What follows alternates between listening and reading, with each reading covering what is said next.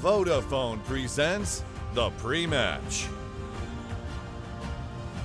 Our first pre-match of ESL 1 Katowice's day number 5 overall. Day number 2 inside the Spodek Arena is going to be a big one. It's a fantastic feast of Dota 2 action from two SEA teams who have gone head-to-head many times in qualifiers and at LANs, and it's always a bruising battle. Fnatic versus Mineski, and we're going to kick things off with getting some words from Ice.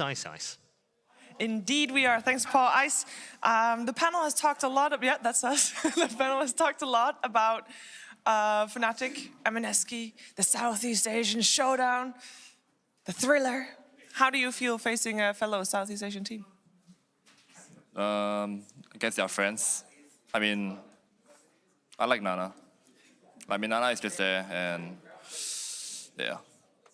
I mean, right now, I don't think they can hear you very well, so you could say something about them. Nana! Okay, well, they can definitely hear you there. All right. You guys had a break day after your games on Thursday. What did you do with your team?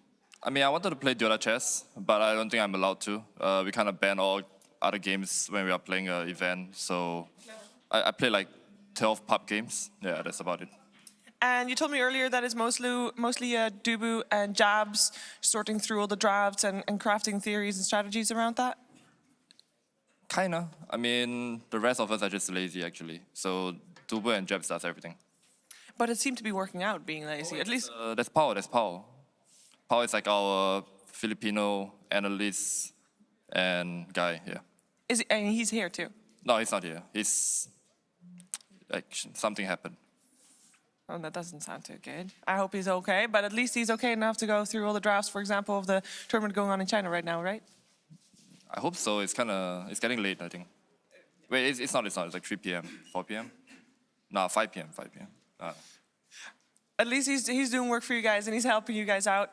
You're going up against Mineski. Did you have any expectations that you guys set before coming into this tournament that you're still looking to make through? Yeah, I think I did an interview like 3 days before. Like our aim was to get top 16, and we managed to do it, so I'm kind of happy. Top 16? Yeah. There's 12 teams at this tournament? Yeah. Congratulations. Thanks. How do you feel? Great, actually. All right, well, I'm going to wish you good luck for your match against Mineski. I'm going to look forward to seeing you guys play, and I'm going to send it back to Paul. Probably a good time to do so. Get out of there quick, Shiva. Well done. You survived 2 Ice interviews in the same weekend. I think it might be some sort of record. It's interesting, these two. I like it when 2 SEA teams go head-to-head, Kyle, because there's usually fireworks. Just because of the way that they play, that style of play that they've got down. It seems to be almost their own little meta. Yeah, for sure. And it's cool that both these teams are also going to the major already. Yep. So there isn't that aura of, oh, will they, won't they, roster change. Like, they're both on the rise. Yep. And I think that they've also both done a good job of kind of figuring out what they, as individuals, like to play. Mineski specifically, it looks like a different team from what I witnessed, a month ago. Took Pi some time to really acclimate and get his thoughts and ideas instilled in his teammates. So it'll at the very least be fun to watch. No, I'm not going to name names from series yesterday, but it should be good. All right, we're going to focus on the Fnatic boys, Cap, to start things off. How important has Ice been to them? Pretty important. Pango's my favorite hero, so I'm always excited to watch Fnatic as well as Secret right now. They're the only 2 teams at this tournament where they actually have a legitimate Pango that is a threat that they can pick up. The problem is these 2 teams are so good at it. Mid-1 very quickly established himself good enough that teams will actually firstly ban it. And I think that's important to be able to have that kind of threat from if you want to be a tier 1 team, you need the kind of players that can establish that kind of threat, that transcend the meta and just say, I'm good enough at these sort of heroes that you have to target me. Yeah, and they also have one of those on the other team as well, in the form of Moon, but we'll talk about him in a moment. Will, what have you made of Fnatic's tournament so far? Because the group stage, they look red hot. Oh yeah, for sure. I think they're just a fun team to watch. They are. Like I don't know if they're ever going to be the best team in the world, but at the very least, you get to say they're a really fun team to watch because they play aggressively at all times. They try to set up for kills. There's never really like a stop moment for them, and I think that comes down to the types of players that they have. They've got Abed and Ice, like you said. they're kind of just hectic. They sort of just make things happen on the map. Yep. Sometimes against the better teams, I feel like they run into the issue of like, well, what did we do? Why did we make that happen? But against like every other team, they're gonna collapse you with their pressure. And in that regard, at least, I think they're a fun, easy team to watch. As a result, I'd like to see a little bit more stability out of them. I don't think they're far from being a top 3 team. It's just they're missing that small little element, and maybe this is what's gonna allow that to happen. Yeah, and to that point, I feel like they rely a lot on their individual skill, which is not something you see. Like Secret, VP, Liquid, EG. These, well, not Secret, VP, Liquid. They all have a ton of individual skill, but they also have that strategical dominance where you know that as a unit, like it's smooth. I get afraid for Fnatic when I see them do things like, you know, they'll last pick a tiny mid, or they'll just over-rely on just this triple core, you know, like some Weaver, Timbersaw, and a mid hero. And it's like, okay, we're going to go outplay you. Yep. But it's just not, I don't think it's sustainable if you're going to be the best in the world. I don't know what they have to do to necessarily fix that. It just feels like when they go up against like the Secrets, they're just always outclassed, even though I'd argue they have the same talent.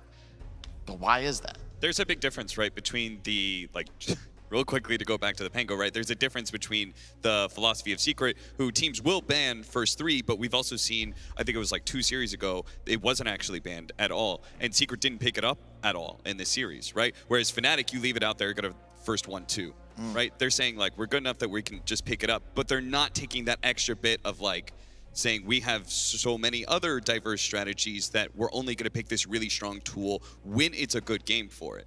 And I agree with you, and just that like extra strategic depth that the true top tier teams have. Yep. All right. Okay. We're going to move on and talk about Mineski now, their opponents, who haven't managed a series win against Fnatic since November 2017. Their captain will be hoping to overturn that little curse, and Pylai die. And we will catch up with him right now. I couldn't stay focused. Like, I had no idea what was going on that game. I just tried to move my hero around, but honestly, I played extremely bad that game. And yeah, and I drafted that lineup too, so it was overall just a bad feeling. But my teammates, you know, they tried their best, and we almost pulled it out, but it was a hard game. After the first game, we discussed like what went wrong, and it came down to the draft. Like, we just made it too complicated to win. And then, like, we knew that if we just played a bit more normal, we picked a real carry, lane kind of normally, like, we should be able to beat these guys. Definitely gonna be our toughest match so far, facing Fnatic. I just hope we can up our game a bit more, like, so we like keep climbing and playing better. Because if we play as we play today, I don't know if we'll win. But yeah, we're gonna try our best. I don't think we're like good enough to be their rivals yet, but hopefully, if we beat them here, then yeah, then we'll be rivals.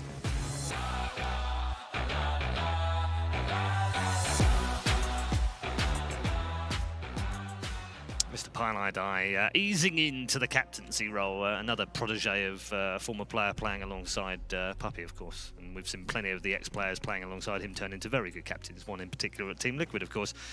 Does he have the same trajectory, though? As Puppy? Yeah. Could we end up seeing Pylai as the next Kuro that comes out of that kind of Puppy school of captaincy? Nah, you know, he's too nice of a guy. Is he? Yeah. Does he need to be a bit more mean-spirited? He has the longest tenure on a team with Eternal Envy in history. And I think that Ella just articulates how good of a guy he's got to be. You're willing to put up with some shit. Exactly. You know, and that, unfortunately, is not what... I don't think that personality archetype is going to be able to push people to be the best in the world consistently. Okay. Some would say that's a very good quality to be able to have, though. Tolerance. Yes. But all the top tier captains, I mean, Blitz, you've worked with 2 different captains. I would say, like, Puppy and PPD, I have, like, everybody knows about their kind of hard-ass personalities. Yeah. They're very forward with it. I would say other really great captains, we have Misery and Kuro. Blitz, you worked with both of them. They can both be pretty tough, right? Oh yeah, you know, on the best of days, I hated them. It's like, like the thing about Kuro was that, like, I love him like a brother, I really do. But at the same time, like, you know, he's not trying to be anybody's friend. Like, that was my job. His job was to be like the dad. Yeah. You know, he's just like, he's just angry It's and the disappointed buckle all the time. match, right? And it's like I had to calm him down and be like, don't worry about it. You know, I had to be the kind father, and he was the angry father. It's like we played some good cop, bad cop thing. Like when he needed to, he was just a disciplinarian at all times. He's like, I remember he'd get so disappointed. One time, the team started playing like Bleach vs. One Piece for like 1 week, and he was like telling them, he was like giving them like a rousing speech, and he's like, I believe we can be champions of Bleach versus One Piece. He was so mad at them. He was so angry. Like he'd just get angry for no reason. I remember like one time, we're in the middle of a scrim. It's like somebody's not listening to him. I don't want to like say names, but he just like pauses and he's just like, if we're gonna play like that, like we're not gonna play. Like, come on, like get your shit together. Like he will not stand for stuff like that. Right. And to go off this point, I think it's one of the biggest misconceptions that a lot of tier 2, tier 3, and or amateur players have is that you're supposed to be great friends, buddy with your teammates all the time, and that being the best at Dota is going to be fun all the time. To quote like Ali, right? Muhammad Ali, arguably greatest boxer of all time. He said, I hated every minute of practice, okay? But I told myself, suffer now and live the rest of my life as a champion. The key word is suffer, okay? It's not sunshine and rainbows. If you want to be the best at a discipline where you get to win millions of dollars and there's 100 or 1,000 other people trying to beat you, you can't just be like, oh, well, we lost, you know. It's okay, man. The thing about it though is like, I didn't have fun all the time during practice. For sure, it was hard. But Kuro, for me anyways, he taught me like what it was to be a professional. Like you show up, you do your job, then you reap the fruits of your labor. You know, we'd go to events, we'd always come first or second. That felt so good. Being on TC, like I know what the flip side was like. When you go to an event, you don't practice as hard, you get last. Like. Yep. All right, okay, hold those thoughts. We're going to get more from our panel in just a moment. But part of being a professional is enjoying, or maybe not, I don't know, the walk-ins and the adoration of the crowd. And that's exactly what we're going to get right now. Katowice, are you ready for our day 2 of the playoffs? Feeling the hype, ladies and gentlemen, we're about to ready to get this started. We have a throwdown coming your way. Let's welcome our first team. Give it up for Fnatic!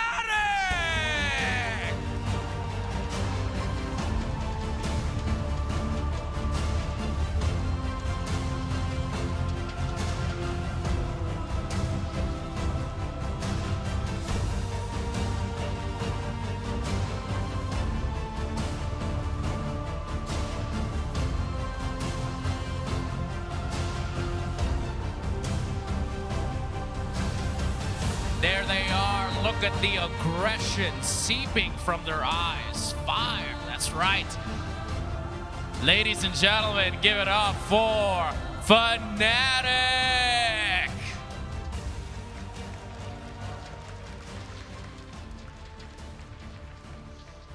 Pielidice said they're not ready to be rivals right now, but I think we beg to differ. We want to see these guys go at it. Let's give it up for their opponents, Mineski!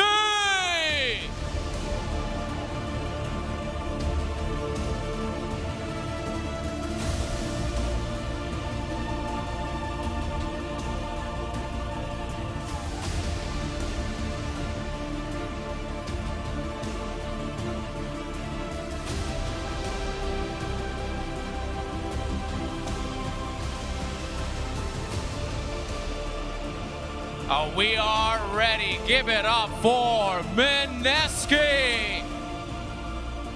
Katowice, we have an SEA slugfest ready to happen. Give it up for Fnatic versus Mineski.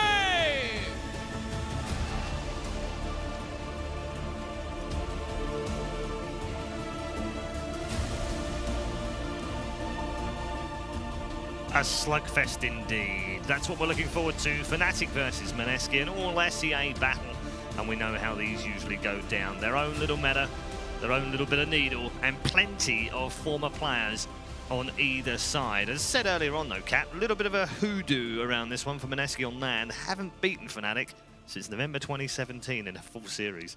That's quite a while. I know they've been through a number of roster changes and I know a lot of different players, but You know, it's funny because we had this rivalry online through qualifiers over the last few years, and 1 year, it always seems that one of them is the one that finishes ahead of the other, and it swaps every single year. Yeah, Mineski, I think, is definitely like of the top like 3-4 teams in Southeast Asia. Mineski kind of felt like the lowest man on the totem pole. They've been making their rise lately, but I am glad that Pilot Dai kind of acknowledged the fact that he's like, I don't feel like we're good enough yet. Right. And that for me is like a really good sign. Like, sure, it maybe lacks a little bit of confidence, yeah, but at least you know that you're growing as a team and you're beginning to become established. Yeah, I mean, isn't part of being a good captain, Kyle, taking the pressure off your teammates For as sure. well? And I think the keyword Cap used was yet. Right. It's realistic confidence. Right. You expect to be great, but you recognize the importance of work and how you're not quite there yet. Yeah. And I think that these two teams have been a staple for the scene for quite some time. Easily the most, I want to say, yeah, you know, it's Mineski, TNC, I was going to say Fnatic. TNC are the other but ones, aren't they? TNC is their professional conduct could be improved upon, whereas Mineski and Fnatic, they've been rocks for a reason, I think. You said earlier on, Kyle, Mineski look a different team to a month ago.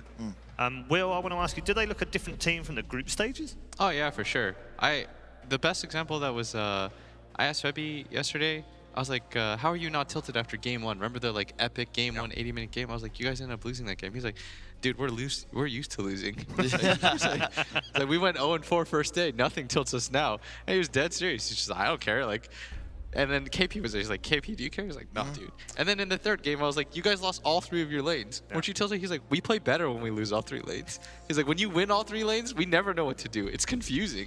He's like, we're not used to that. We need to be constantly losing in our games to feel like it's a normalized environment. And then you talk to Pi, and I was like, were you nervous? He was like, dude, I thought we lost that game. So it's like some weird thing where they're strangely okay with the concept of losing. They've gotten so comfortable with it that now it's swung the other way into some weird confidence where they're just all right with it. Yeah, think about it. Pilot Dai, like I just said before, longest tenure of any player with Eternal Envy. He's going to be used to losing by this point, and that attitude, I think that positivity in the face of adversity, it's infected his squad. And all like they were really in the dumps for quite some time. If I'm not mistaken, they lost, I think, an open qualifier to the second minor. Like, they were really not looking hot. And the team put a lot of work in. I know that one of their old coaches, like Kenshi specifically, he's like higher up in the organization, is like starting to work with the team again because he's got, I don't want to say a hard ass, but you know, he don't play no games. Like, he's gonna whip his team into shape and combine that with one of the smarter new captains in the scene. Real quickly, before the draft progresses too much, we said Mineski's a weaker team. Can we establish why they're a weaker team? Like, what parts of them is weaker than Fnatic? I think strategy-wise, they were lacking for some time. At this tournament especially, you can see who is top tier and who isn't, just based on like how flexible they are in drafting, if they ever, you know, how they play the mid and early game. Because I feel like the early game is one of the hardest things to perfect in Dota. Just being able to know like when we're going to take towers, when we're not going to take towers, what towers are going to defend, how we take Roshan, stuff like that I think really shows for me like who's good and who's bad. Like, for example, Secret played this decisive style. They take towers, they know what to do, they never roam as 5, they know how to split up on the map, they know when to get farm, when they're supposed to fight. Their mid player probably has the best understanding of the game that I've seen so far. Mid one just always knows where to be, he always collects farm. Stuff like that, these little things that you might not notice off the bat, I think sort of determines it. And I feel like Fnatic at least have the edge in the early game department. I was talking with Ben about this yesterday. We were discussing how there's like this statistical analysis about looking at games, and obviously when reaction time plays a part, like that doesn't count. But in what game would having the ability to like call timeout or pause for 30 seconds to discuss as a team what the next play is?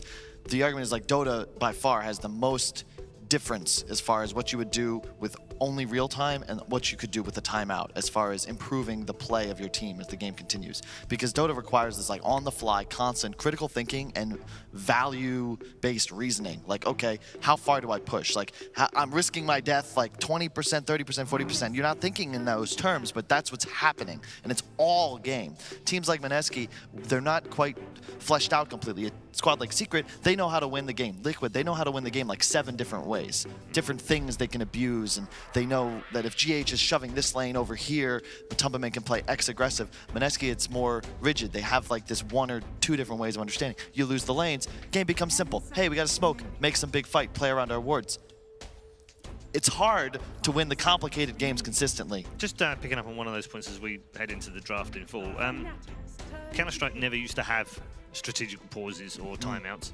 It then got introduced. It's now become a staple part of the scene. It's part of what you do. Yep. Would you want to see it in Dota? It'd be very difficult to enforce.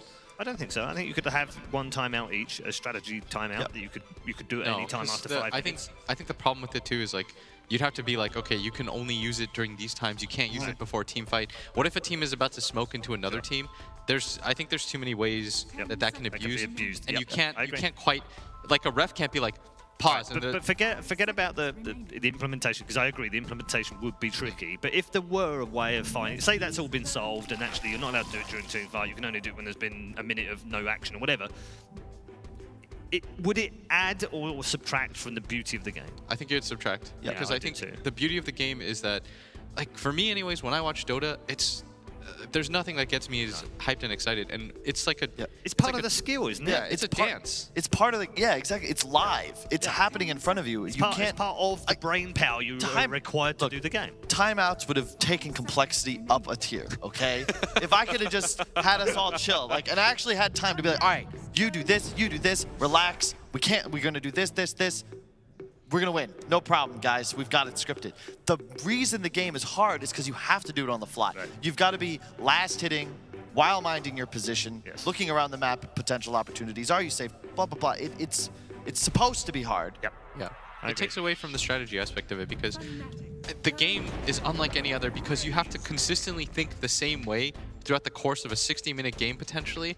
That's so mentally fatiguing. If you were to take the time to be like, okay guys, let's collect our thoughts. I, by the way, think that we should play this way. I feel like it takes you out of that rhythm. Right.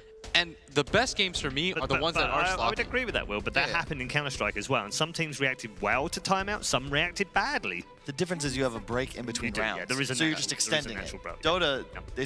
it's 0 to 60. Like Absolutely. there's no break. And No, I agree. I think that's also why you look at Dota players, like our attention spans are ruined because, you know, you can play certain games and talk to someone, but your family members, your significant others, your friends eventually figure out, like, no, if you're in a game of Dota, like, sorry, I can't talk right now. No, you're Even right. if you're dead, Yeah. you're still having to marshal your pubs in the hopes that they don't throw. Like, it is 100% focus, and, you know, you pass 8 hours easily. We'll talk about focus. Let's focus on the draft right now. We've got 2 picks aside. Lesh Lifestealer opener from Mineski and an early Razor from Fnatic. That's to counter the Lifestealer. And this must have been planned because giving up Lifestealer, especially in this meta, I think makes the game pretty hard. Like this hero, Really? whenever he's strong, I think whenever Lifestealer's strong, like do you remember it was Manila Major? Yeah. Where The Armlet, MVP would just Deso, pick it all the time? Echo Manager. That hero for me anyways, like when it's good, it feels just impossible to deal with lane-wise. He doesn't really lose any lane matchups, like you don't really struggle that hard. Your comeback mechanic's strong. The Rage TP is just a better version of Spin TP in some ways because you can be more aggressive with fighting with your team. Open Wounds is just a really good spell. You have one of the best lane sustains in the game in your passive with Feast, so you never have to go back to base. This hero overall, like when we thought of the term dead lane hero, like when Bulba thought of it, I thought of it as a hero that just couldn't be moved out of his lane. Like a guy that just sits there, just tanks, nobody wants to gank, and what that does, Paul, is it opens up information on the map. If you don't have to deal with that one guy, you know that they're gonna always be in the other 2 lanes, so as a team, you give your Lifestealer a bit of a lead, then you just, you go around, mess around in the other 2 lanes, and as a result, you can potentially win 3 lanes on the back of this hero. The downside, however, while all of that is great, it's, I think, the most picked highest win rate carry at the moment for a reason. I believe if you have anti-carry combined with some sort of cleanse, save, peel mechanic, you can deal with Lifestealer because he still gets kited very hard. And if you can kite through the rage or negate the rage, that's why I love Wyvern against Lifestealer as an example, because you can ult him during range, just kill him after. Same with Razor. If you get the link on Lifestealer, it doesn't matter how strong he is, he's going to have to run from you. And that's what's necessary. A way to stop the Lifestealer and something to actually now push him away from you and create fear in his eyes. Because when Lifestealer's running rampant, That's when the hero looks unstoppable. Because he's got a built-in BKB with an attack speed steroid, his own disable. It's kind of dumb. You hear that, Austin? All teams have to do just build 4-step lol. That's a good, I mean, yeah. I'm super surprised that Nyx Assassin is still in the pool. I thought that hero was like, it was just getting stronger and stronger. On top of that, I think that it's good versus the Lifestealer in some way in that you have an invis opening initiation that you can actually gank the Lifestealer with, and then it's also good versus the Leshrac. I'm kind of surprised that this hero made it not just through the first 4 picks, but even to the second bans. But it's so grim into both of these openers. I know it's nice against Lesh, but it's just such a poor hero against Lifestealer because you just get raged on, and there's no real mechanic you can utilize to save yourself. As a support, yeah, but as a support, like, your job is not necessarily to lane against this Lifestealer, right? Your job is to be able to provide some way of controlling him. So being able to have a way of being able, like, this Lifestealer can't just mindlessly go down lanes and say, like, I'm gonna be fine because I can just quick reaction. Well, the thing is, the problem is you can't get the hit off reliably. Yeah. Well, you're not gonna hit. You're gonna. But I think if you can't get, I think if you can't get the hit off, you don't have the damage. Like that's I think the part with Nyx is like his natural skill set and the way that you level, you're not as high of a DPS as a support. You're more like a team fighter. I get it. It just this just isn't an ideal Nyx game, and I don't think the teams value that hero on the same tier as a lot of these other earlier picked supports, a la Bane. I agreed with you, fool. Yeah, I know. Okay. We're in this together. Ride or die. Yeah, so exactly right here, like Wyvern, like the exact hero I'm talking about, where you can heal, put under the target that Lifestealer's going for. You can ult him through the rage. Razor walks up and links him, and like Lifestealer's no longer in the game. And this is how you deal with this hero. Obviously, he can still get the Midas Radiance early and become a real force, but at least Fnatic, like, you have the tools to deal with this hero, and now Mineski have to think, okay, do we double down on the Lifestealer? Do we just, you look at like OG, sometimes they'll have a troll into a Razor, but the troll has like an Invoker and a Magnus and a Wolf next to him, and he doesn't really give a damn, because you're not going to drain his damage fast enough. We've talked about the Tiny a little bit throughout this week. They are the most flexible of teams. They have this bounty on Mineski. That's so sick against Razor because he's a move speed dependent hero, so that right there helps your Lifestealer. Now when you find those kills, those bombs, you have an invis hero for delivery, you have extra gold per kill, and you can kite. You can juke this Razor, run away from the whole team's going to have this massive move speed advantage, and I love the synergy with heroes like Leshrac that are very tempo based. Like, it's going to be core Lesh, I hope. I really hope, because that's such a sick combo. I'd imagine that the reason you take Wyvern here is because it's also just good against the burst damage that Lifestealer provides. And probably one of the most annoying things is you get Lifestealer bombed as a Razor and you just die in 2 seconds anyways to the Radiance. Now you have a way around that with the Wyvern so that you can never just get hopped on. Yep. Because you just assume that you just assume that Mineski's going to pick some sort of like instant DPS bomb vehicle. Track doesn't work that way anymore, by the way. The AoE movement speed, it's only for himself. 10 seconds remaining. Really? Yes. Kyle just got Everyone gets extra dumpstered. gold, but you don't get the extra movement speed anymore. Well done, Austin. I've now switched allegiance back to you. I don't trust you. I don't trust that handshake.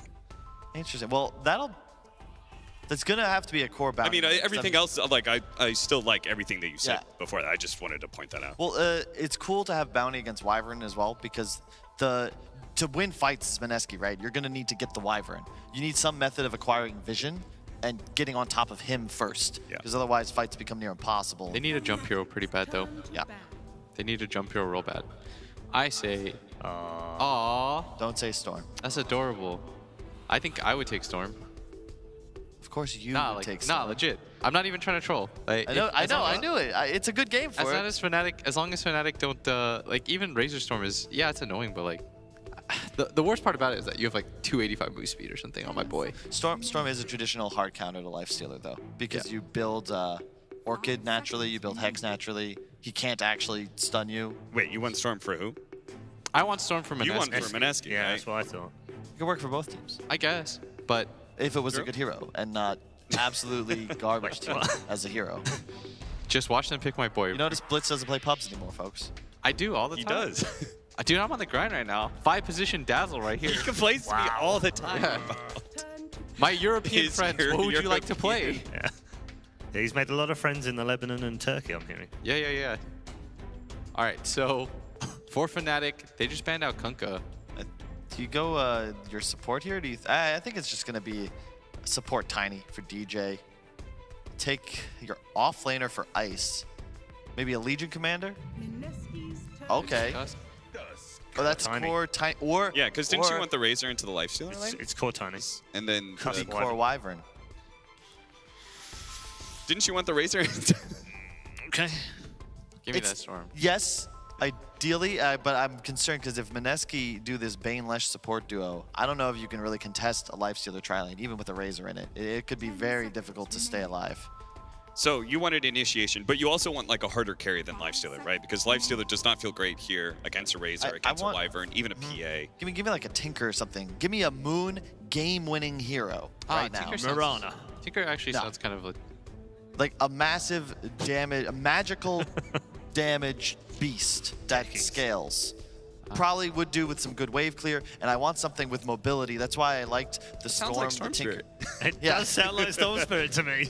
Because you need something that can strike, right? You have Bounty, Lifestealer, you have all this reach. You need something that can get dirty quick, because otherwise your Bane-Lesh they're going gonna to be take exposed. Storm and Bounty you're is gonna like the end up dying. E-Home combo. These guys know it's Storm. Just no. lock it in. If Watch my boy get picked. Kyle's about to get slapped in the face by Logic. They could also do something weird like Venomancer. Just. What? What I'm telling you. Oh my god! Kyle actually just got dumped on. Called it into I agree with you. I just previous don't. round. Oh my I god! even ranted before. I put my reputation on You the line. did. He said you were going to get slapped in the face by Logic. And you did. That could have backfired so hard. I was but he so, was so arrogant. confident. But I was so right. That dude, you should play the Lotto today, man. What the? I don't think the Lotto involves That's a once skill, in a though. lifetime call right was there. skill. That's never gonna happen. Yeah, No, Kyle, Savor the listen, moment. Kyle, Skill. I'll tell you, this is the way you fall back on this is now you go, yeah, but it's not a winning hero. Mineski's gonna lose. Yeah. That's all you have to do now. All in on that, and then we'll, we'll Besides, parlay. we already think that Fnatic is better team than Mineski, so you've got a very solid back line to just be like, But- whatever, it's a bad Man. hero. It wouldn't have won them the game. The problem is I'm super high on Moon, and if anyone's gonna win MVP, if anyone on this team will shine on this hero, like this, Storm's your win condition. Okay, might not be my favorite, but if he gets to like 4 items and he's ever top net worth after 30 minutes, I would bet on the Storm. That person with the sign knew. It was like, I was going to call that 100%. They had faith in me. We placed the sign in the crowd at exactly the right moment in the time. I tell you what, right? We should get this game underway, because if it's as spicy as the stuff that's going on this panel, we're in for a good first game.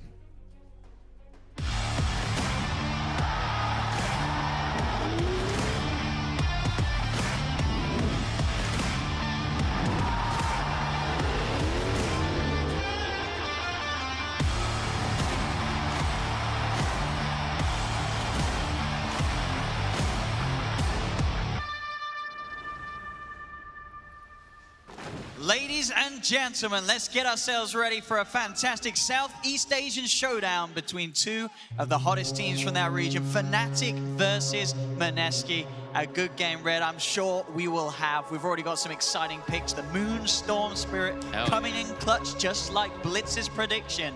I mean, what do we reckon, folk? Is this a beautiful game for a Storm? It looks like a pretty good Storm game. Very limited disables on the side of Fnatic. They've got Curse to set stuff up. Besides that, though, they've got like Snowball, the Punch, and then Tiny Spells are the most reliable to actually get the Storm. But yeah, it looks pretty good for Moon, but we've seen this hero struggle so much. However, in this game too, he does have vision aspect too, right? He's got the Bounty Hunter who can get vision and find that Wyvern in the back lines, which will be the target that Moon wants to go for with that Infested Lifestealer. So yeah, looks like a pretty good Storm game. As long as he doesn't just get crushed, and then we'll find out if the hero's actually any good or not. We will. We'll see if it's in a better place. Obviously, with those recent changes, making it a little more favorable to use the Remnant at the early levels with that reduce and now scaling mana cost.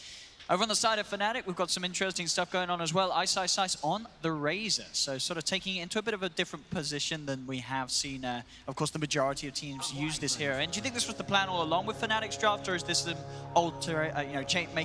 making changes regarding what Mineski drew up against them? Probably just making changes. They probably just want the Tiny in the mid lane. They want the Razor in an aggressive tri-lane versus that Lifestealer. Lifestealer should struggle a bit up here, especially if they keep the 3 for the time being. They'll probably switch though, as they don't want to completely sack MP down bottom versus a Bounty Hunter plus a Leshrac. Yeah, MP entirely on his own, so as you say, we'll surely see at least one come through. They are ready to make movements from the lanes to the lanes, and already, yeah, there comes the first TP as expected. Yeah. Jabs to join MP down here, make sure that there's that extra bit of safety to allow him to farm. Should still be a very strong dual lane up top for Fnatic to put the pressure onto that Lifestealer. Just, you're versus Razor, you're not going to have a good time as Lifestealer. Even if you have a Bane, it'll try to help a bit, but yeah. I haven't gotten to see Tusk actually since all these nerfs.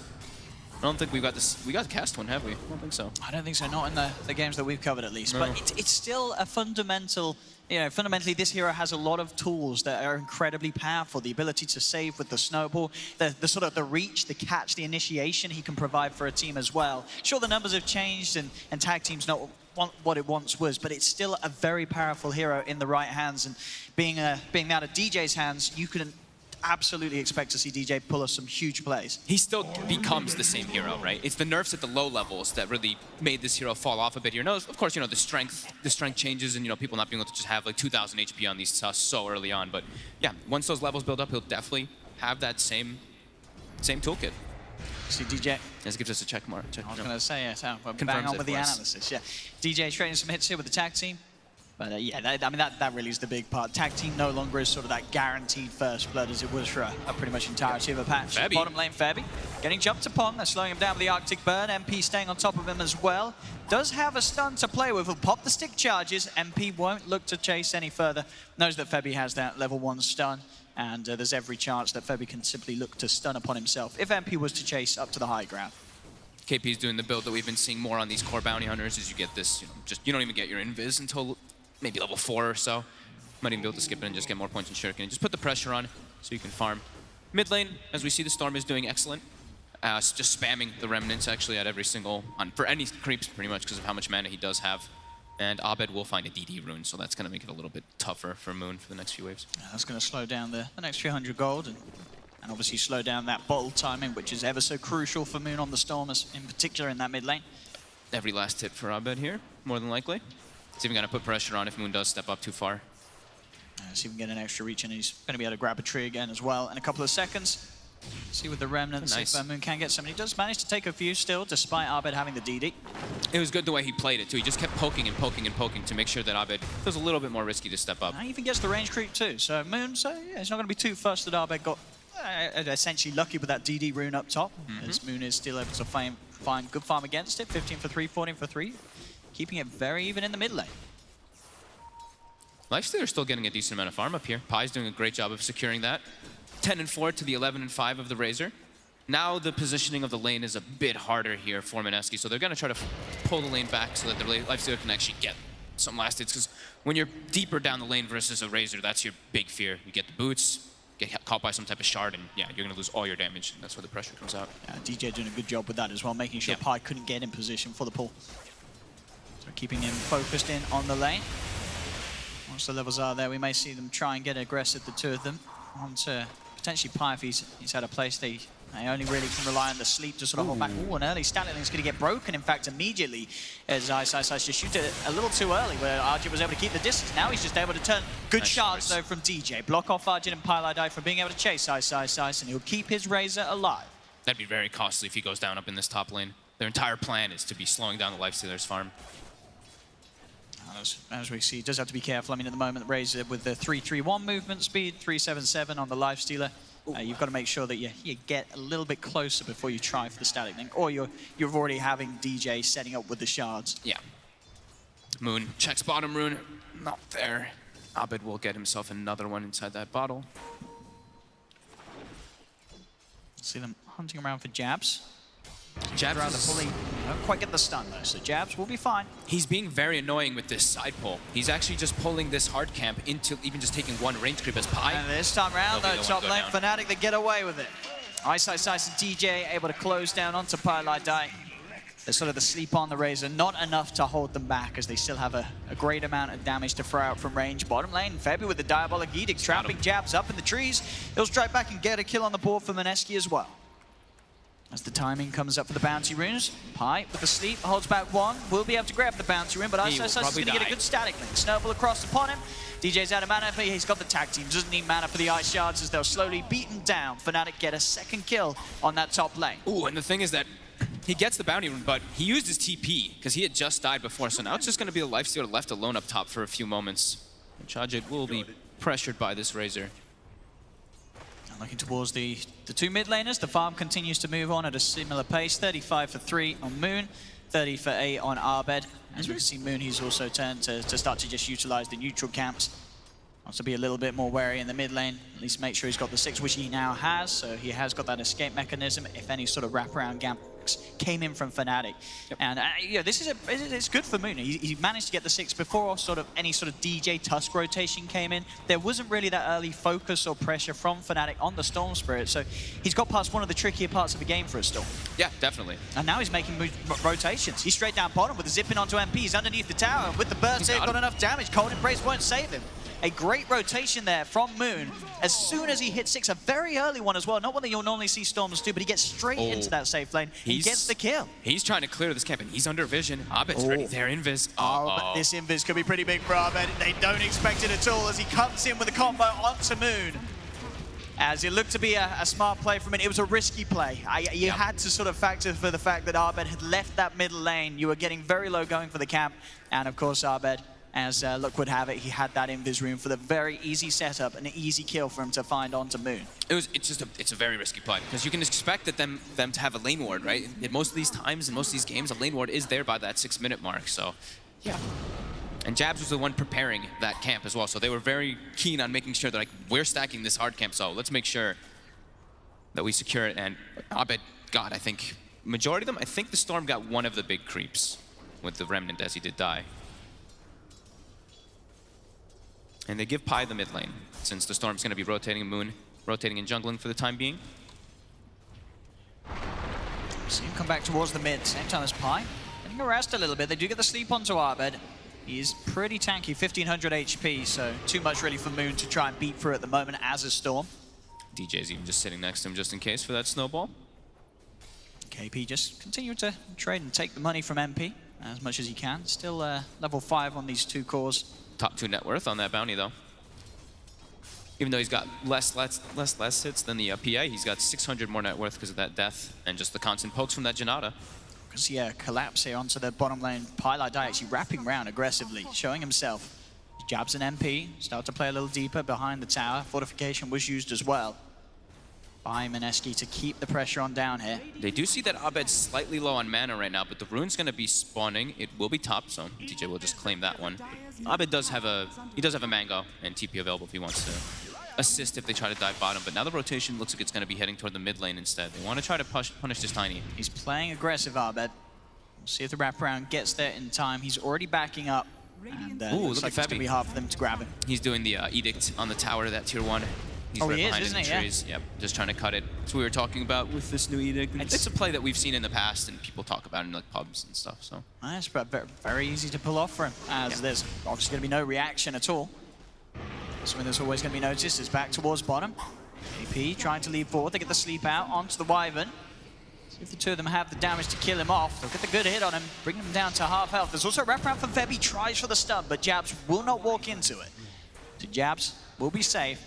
MP has now hit the 6, so he's got the coup de grace to hit back with that extra bit of crit. If Mineski do dive once again, sentry down in the lane as well, make it a little harder for KP to stick around and trade blows with the Phantom Assassin. And particularly so once they have the phase boots on the PA, that extra armor, going to make it a little harder for her to be harassed by the bounty.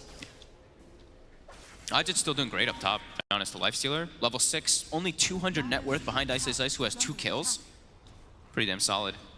I mean, would you say sort of out of the lanes that was the sort of biggest surprise, that this top lane did not really get phased at all by the presence of a Razor and Tusk combo? I thought he would get slowed down a bit more. Pi did a good job of securing the lane. Even though he did die twice, it's a really hard lane to actually not die in. You're versus Tusk. He's still a hero that if you take one step too far, one step out of position, you're going to get trapped. So yeah, overall, I'd say that's a pretty nice win there for Mineski in that top lane. Very even start though. It really is. Pretty much 0 across the board on gold and experience in these first 10 minutes. So Mineski, yeah, making sure that Fnatic have no chance of having a look in towards this top bounty rune. In fact, they're going to look to try and lead it onto Ice. He's got the static link on Arjit. Arjit will back away, break it. Sleep from Pi holds him in place. Febby doesn't want to go for the stun though. He's backing off. With DJ around, Mineski don't want to poke any further, especially with Ice popping the Eye of the Storm. They'll wait it out, Mineski, and keep their distance. Battle for the rune. Moon sees it wasn't top, immediately ports that bottom shrine, is able to claim a DD. They're still poking towards Argit. DJ maybe seeing if he can find an opportunity to make a jump. He sees Pi light eye. That's the easier kill. Straight in with the snowball. Pi turns with the brain sap. Has a defensive sleep. The stun comes out from Febby onto Arbet, but Pi's surrounded. The tag team out as well. Will give Fnatic the damage to get the kill. The TP's in from KP. Track onto Ice. Trying to finish off Febby. Out comes the plasma field. The punch from DJ as well. They'll take two. They've only lost the Wyvern. Will they lose anything more? KP trying to chase towards DJ. He's got that track movement speed. He'll continue to take gold. The Ice is by his side. DJ has the snowball. He'll keep him safe for now. Arbet's also heading over. KP needs one more touch, but the shards come out. And that will allow DJ to shove himself back to safety. KP's still trying to chase. He needs that touch with the cold embrace. Jabs, he's in there as well, saving DJ as KP can't quite finish him off. As Fnatic with some great team play, get the 2 kills and get out of there with only losing the Wyvern in return for taking 2 lives of Mineski. As KP still hanging around, Moon has also moved over. He just hit so hard on this bounty with that Janata level 4. I've got the Fiend's Grip now ready to use on Pi light eye, so that extra bit of control if they see a target from the high ground. They'll pop the smoke in an attempt to get close. I think that's a Blink Dagger now on Abed. So now he can be, it's a lot easier for him to be active. He's already been quite active, 2-0-1 on the Tiny, but with this, it's going to be so much easier for them to jump into those backlines and set up now for that Storm Spirit if he's actually out of position. Then they can have the follow-up with the Tusk. MP. He's getting stalked here. Like you said, they do have the Fiend's Grip available. If they can get in range. If they can't, it seems... He's a little too speedy, MP, as he's able to slide himself away underneath the tower, and he's straight out of it. Doesn't want to mess around. TP's up top to the triangle to continue to farm in a much safer area of the map. Bottom rune. This is Battle of Runes for these two teams because they both have bottles on their mid laners. He's going to look for a combo onto Moon. Not quite enough magical burst. In fact, Moon's starting to turn and poke a bit. He does have KP by his side, but KP out of mana, and they won't want to chase up to the high ground towards Fnatic. And he's got a haste rune, right? It's like, you're not going to kill this Tiny. Okay, Ice went for the Boots of Travel build. A very sort of different approach to the Razor. I mean, obviously as the offlaner, you know, Boosted Travel, there are certainly some offlane heroes that we do see Boosted Travel being prioritized. No surprise at all here. There's a clear 10-minute faster than this patch's fastest on a Razor. I mean, that's pretty much because it has to be the first time we've seen a Razor this patch rush Boosted Travel. I can like always just show up to the fights wherever the Lifestealer is, wherever they do have him, he's going to be there with that bots for the static link. It's kind of cool. Goes for some early stat items on top too, just any type of stat. Just a crown, casual circlet, with that bracer and even a raindrop on top too. Because raindrop is one of the more valuable items versus storms and tinies because their damage is all about just like popping you. And if you're blocking even that like 1 or 2 instances of damage, it's quite massive for you. So Febby quickly clear out this tower with that edict. Starting to get a bit of pressure themselves up on the top tier 2.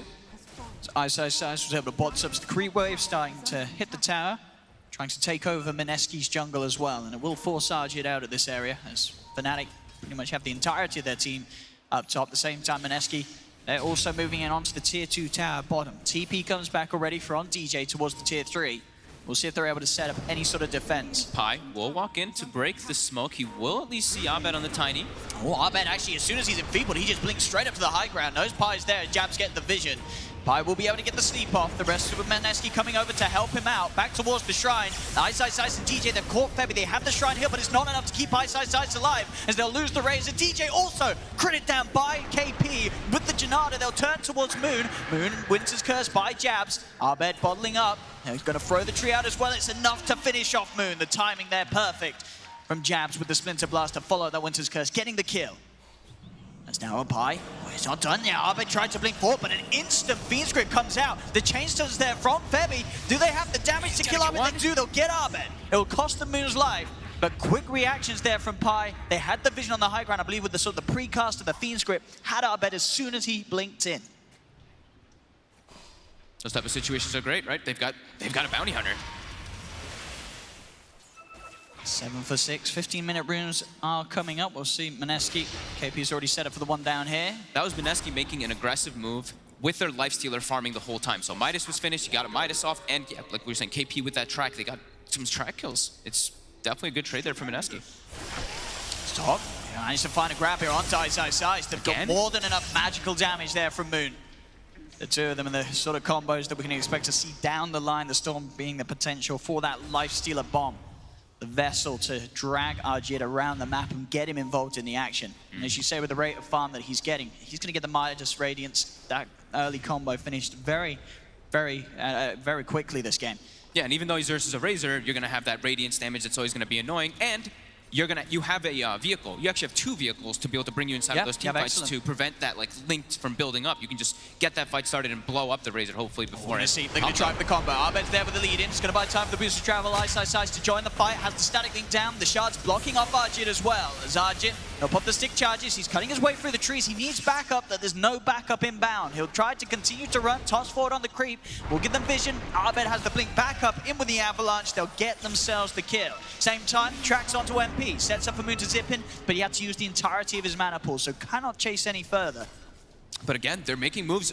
When they're having one situation happen, they're making moves elsewhere. Mid lane's being pushed in, and Febby also is just going for bottom tower. He's not going to get it. He's going to get it easily here.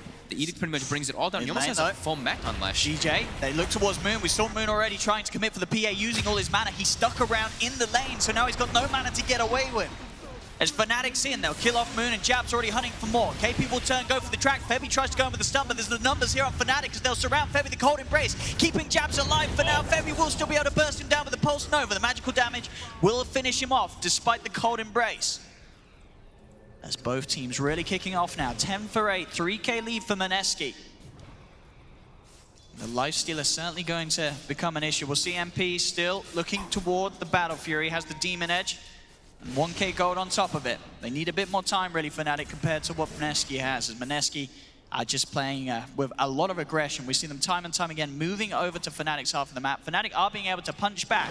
But for now, Mineski getting the slightly better at the trades. Yeah, they're keeping the thing is that they're keeping the pressure on. It's Fnatic, they've made that one aggressive move top, but it's on their side of the map. Mineski's just pushing all the lanes out constantly and making Fnatic play a bit of a responsive game here. Quite a stat there indeed for KP. 15 minutes, the 10th highest on a Bounty Hunter in all pro games since TI5. He's certainly having a good time in phase. Yasha Drums going for the S and Y. He's going to have a lot of stats. It's going to be a beefy Bounty Hunter, and already you're going to start to see the net worth start to barrel in their favor. If they can continue to find track kills, it's going to help keep Mineski well ahead. Especially if he's able to get those levels. If he can get that level 12 online, that's the big one we look at. Because level 1 track, Allies bonus gold is 40, but that level 2, it's 80, and you also get yourself up to 250, so it really starts to make a significant difference. KP, of course, on his own. He's having a great game, though, 4-0-1. Not be able to do anything about Ice. He can set up vision-wise.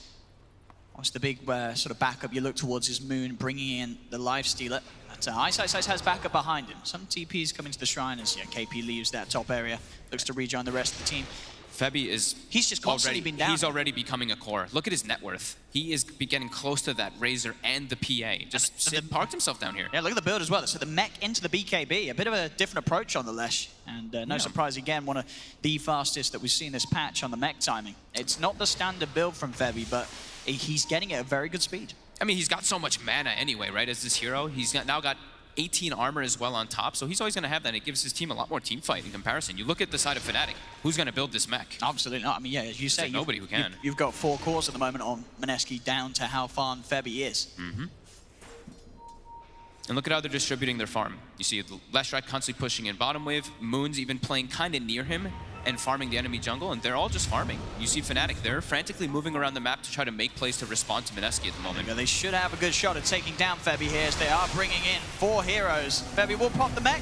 Toss will be there though. They surround Febby. They bring him down, but in fact, so it's 5 heroes ganking a support. Sure, you get the kill, but it's a lot of resources. And Febby, he's been sat down here a long time. So he's just making so much space. You know, KP's farming the mid lane, top lane as well. You have Mineski easily finding the farm for Moon. It's the space that Febby's creating it's pretty incredible. Yeah. Fnatic's trying to make a quick move. They had this ward in the jungle, so they were watching Moon farm, and then he went to the lane, but he is going to be aware of that one. That's Moon. Very close, about 500 away from having the Orchid. He's going to look to try and take that top wall bouncy rune. And Ice will be able to grab it before Moon's able to do so.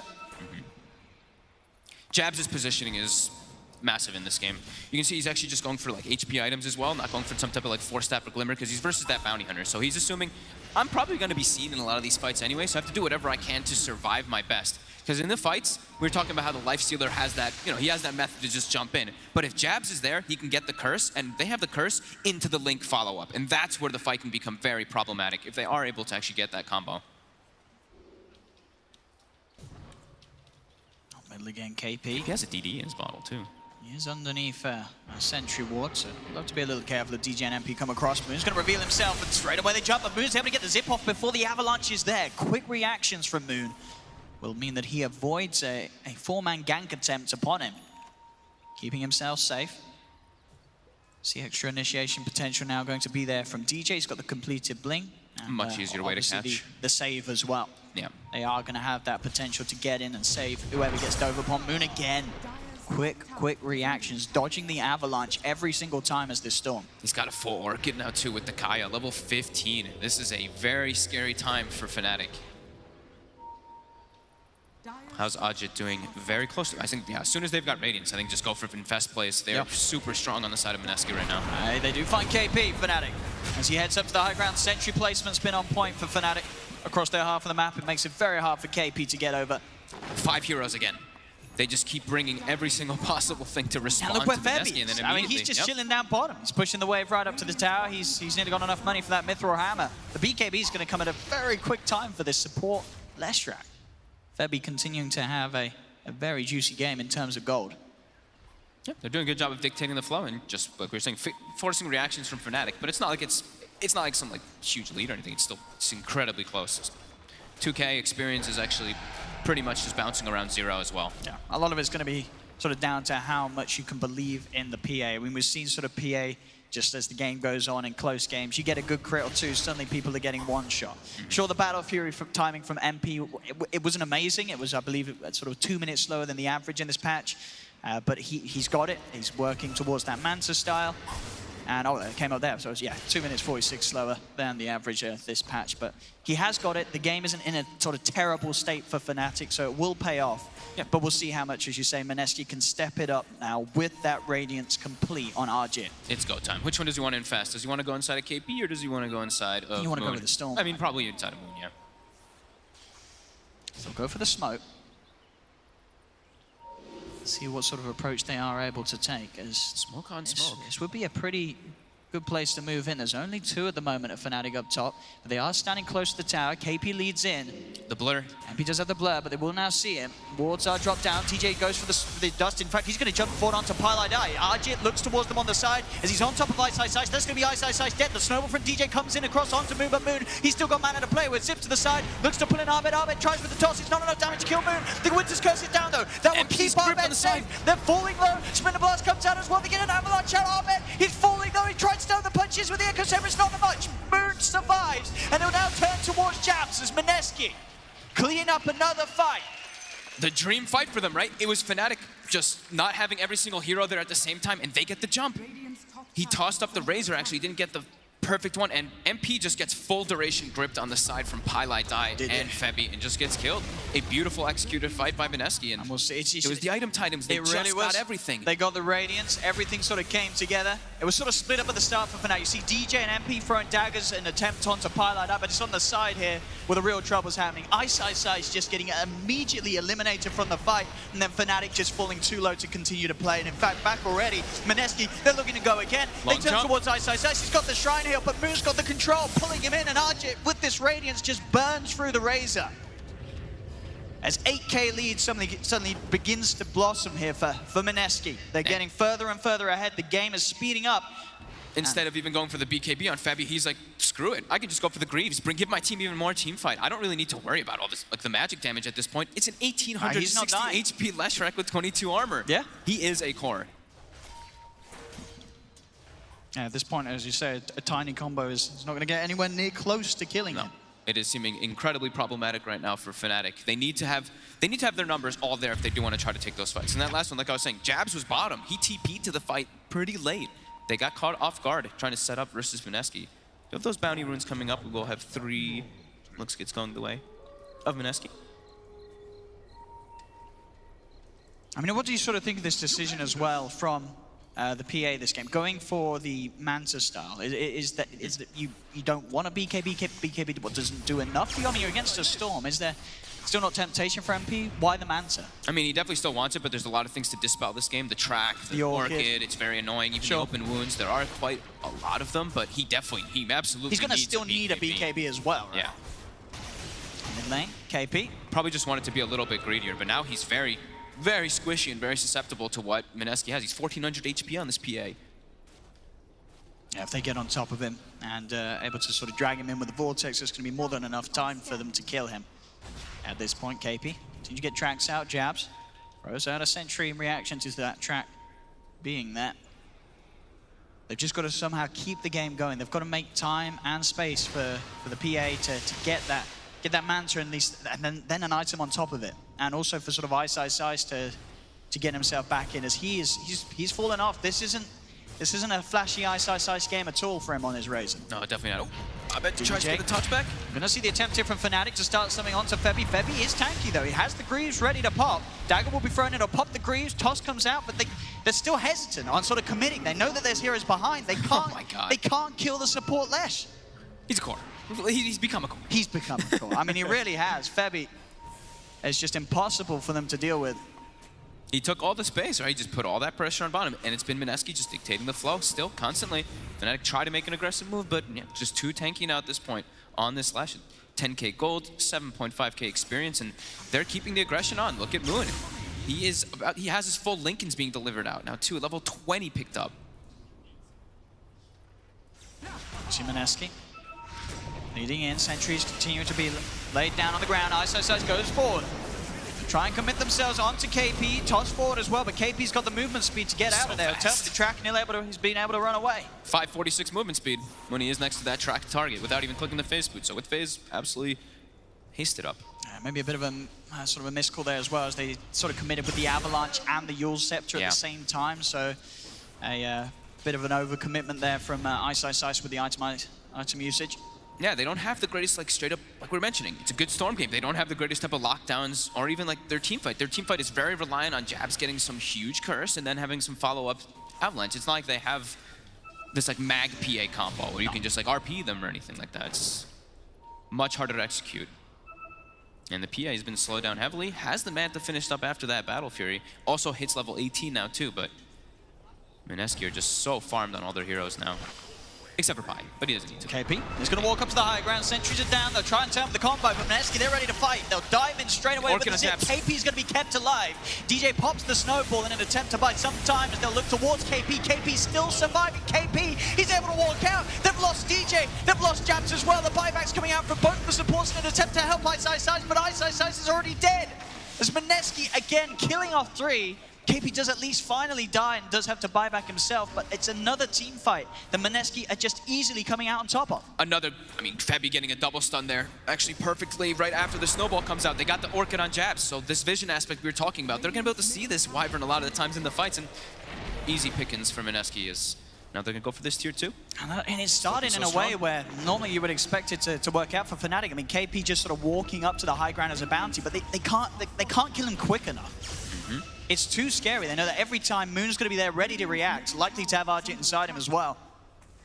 They just have to commit so much because their damage is just not really quite there yet on their lineup. The PA not until MP's ready. Yeah, the PA is not that massive just yet.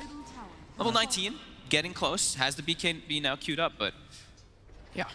Yeah, before we're going to start seeing Fnatic win fights, you need to see MP having the BKB, then pretty much an item on top of it. Yeah. And until then, damage issues are going to be a massive problem for Fnatic against the tanky lineup and elusive lineup of Mineski. Yeah, and it's not like he went for this, he went for the Deso, which is like that big amplification of damage because of the corruption that you get as well at level 20, that -4 armor plus the Desolator. So he's going to have just less damage to work with, but a little bit more survivability because of that Manta. Arcane Rune for Moon now is, he's already been crushing it without it, and now with this Arcane Kaya, we've seen the power of what Storm can do with this. Moon. It's going to show mid, but as we keep saying, not much at all that Fnatic can do about that. Even if it is Moon alone, they just cannot commit upon him. No way to lock him down long enough to find a kill. and the risk is always there. You make a jump on Moon, there's going to be backup for Mineski behind him. A lot of pings coming out from both teams. If you see Fnatic moving out the base of 5, but they're being very tentative. Throwing daggers out. Do they really want to commit for this? They try and head forward. Moon's Team's going to be on over. Ice. They have to be so careful, Fnatic. It's so hard for them to take a fight at the moment. They'll go for the Eye of the Storm, but the Fiends group comes out from Pi. They hold Ice down. Moon's going to zip straight across towards the backlash. He's punching the white, making sure that there's no chance for a Winter's Curse to come out, and Jabs is dead. DJ goes for the snowball, but DJ, he'll also fall as they lose 2 on Fnatic. Ice will use himself up, and then Mineski surround him. Moon is also able to help finish off another on the side as Arbed's down. 4 dead on Fnatic. Mineski continuing to slaughter Fnatic as Fnatic just cannot fight back. They're not ready. I think that might have been 4 tracks as well, on top of just a 4-0 for the fight. As again, Moon... Oh no, MP. He tries to jump out. KP goes for a bit of a poke. The bait is set and he jumps forward. He will be able to Manta off the Orchid. Jumps across the illusion. Moon is out of mana. So it's hard for them to continue to chase, but they may just have enough fighting power, and they do. KP's in. Crits him down with the help of the track, and that's MP gone as well. Mineski team-wiping Fnatic, moving up to the high ground. They're taking tier 3s. They'll get at least a set of racks, maybe even more, as they are at 20k gold lead. As Mineski, that Storm pick working out absolutely perfectly. They played the pace of the game brilliantly. Fnatic tried with their lanes. The top lane, the Razor off lane did not go as well as they would have hoped. They could not shut down this Lifestealer. As they've lost 1 set of racks, they'll look towards the second Mineski. Now a buyback comes out from MP. They've got the full roster back alive. Fnatic, Arbed jumps forward with an attempt, but he immediately gets silenced. Turned around upon the corner race and the Winter's Curse. Not a lot of damage though being taken by the Lifestealer. DJ jumps in with the punch, getting shoved forward as well. Moon goes in with a Vortex onto Arbed on the side. MP and Ice. They're trying to kill Paladin, but they can't. Febby with a 2-man stun holds them back. Ice will self-fuels himself, but he'll surely still die to the Diabolic Edict. The race is out. The rest of Fnatic desperately trying to get themselves back to the base, but they're all tracked. They cannot get close to Mineski. Mineski take the melee racks down bottom. They'll get the range racks almost certainly surely as well. I mean, they'll play it safe. They don't need to rush for it. But GG indeed, it's called. It's over. Mineski in this game 1, looking to be just a million steps ahead of Fnatic. This was not a close match. No, not at all. They put the pressure on. Like I was saying, they dictated the pace of this entire game, and you could see it was Fnatic frantically responding. Like you mentioned, like in the bottom lane, there was 5 heroes to show up when they went to kill the Leshrac. Then when they went to kill the Lesh again, it was 4 or 5 heroes. They kept bringing so many to try to respond to Mineski, and Mineski just split up the map and played the farm game, and they understood. They really did. We have a Storm Spirit versus limited disable. We can play this farm, and none of our lanes really got shut down very hard. We did a great job in the laning phase and kind of ran away with it from there with just the vision aspect that KP can revive. Absolutely. This KP bounty hunter, sort of just the hero pick as a whole. I mean, we sort of heard Pi earlier talking about some of the drafts that he hasn't been happy with. This is one that he has got to be very, very satisfied with. Getting KP on the bounty hunter is this hero that can afford to rely on just track gold to keep in the game. He doesn't need a lane. That's why you see Febby step up and just take over as this support turn core Leshrac. He ends the game 5-4-12. They couldn't do anything about him. There were 5-man ganks on this man, and they were still struggling to kill Febby. Mineski, they just had a perfect game plan. The Storm Spirit final pick was an easy, solid cincher there for them to close up the draft. Moon was 7-3-9. And Fnatic, they just couldn't get anything working. MP, he just needed too many items, and there was too little time. Yeah, I loved what you were mentioning there, just like having this bounty hunter and then having someone to absorb the lane afterwards. Because KP, he's going to move. He's a bounty. He doesn't want to farm in lanes. He wants to put pressure on. So Febby just absorbed all that. Great itemization across the board from Mineski. And yeah, Fnatic just seemed a bit like they couldn't really do anything after the laning phase ended. Abed was having a pretty decent time, but they couldn't actually take any of the fights because Mineski just slowed the pace down and separated the whole map. And I think more reasons that as a drafter now you really have to continue to increase the prioritization you have on drafting with regards to the Leshrac. This hero, it gets through, and in sort of the right situation, you do just put him in a 4, and this was a 4 in a different sense because it is this support that does so well with items. Sure, he's great without them. His skill set's fantastic, but you give him a Greaves, you get him the farm to even just have the Ogre Club on top. You cannot kill him before you've taken so much area of damage yourself. Yeah, the Diabolic Edict, the Pulse Nova, sure, you might kill him, but you're going to kill yourself in the process. And he did it. He took up so much space in farming, and we didn't even really point out, but like his building damage, 7,841 at that end of the game. So, yeah, Well, fantastic draft and fantastic play from Mineski in this first game of the best-of-3 series between themselves and Fnatic, as we'll pass you back to the panel for some post-game analysis. Yes, thank you very much. Yes, we will be doing some post-game analysis on this very desk. We've got Kyle, Blitz, and of course Cap here, all ready to argue with each other incessantly, just like an SEA slugfest. Yeah. Great game. Great game? Yeah. Moon demonstrating why he's the best mid player in Southeast Asia. Okay. Was it not I like also... that. I like what you just did there. He just took the conversation and he was like, it's gonna go this direction, which is Moon is a great player and he won the game. You know, he's not about the heroes at all. No, he's trying to move away from the Storm spirit. No, look at the tape.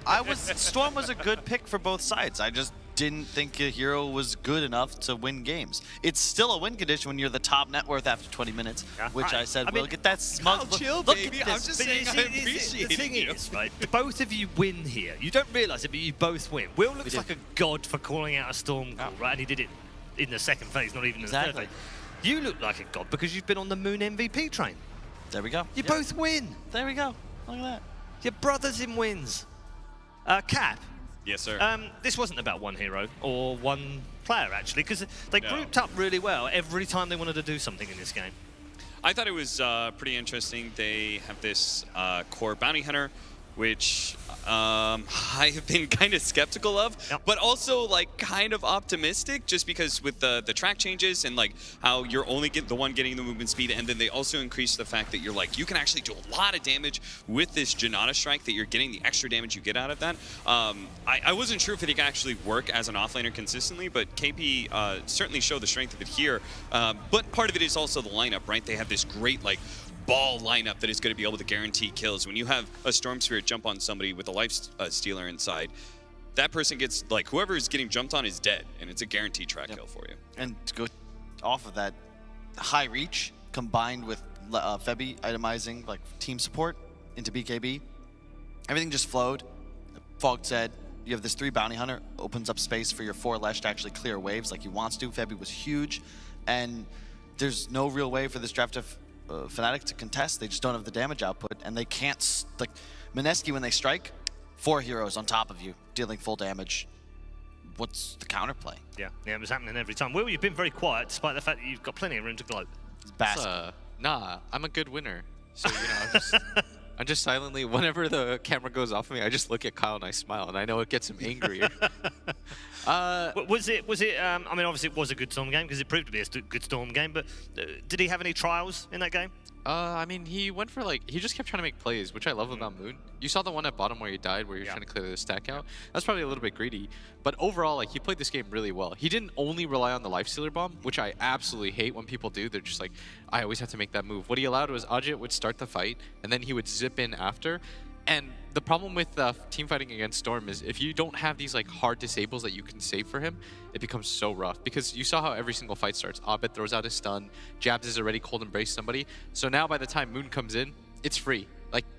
You can sort of lift things out as your head as a Storm Spirit player. I think to myself, the only things that'll kill me is if I get Winter's Curse next to my Lifestealer, if I get stunned and comboed right after that. So if one of those 2 elements are removed as a Storm player, I'm thinking to myself, this is the freest game of my life.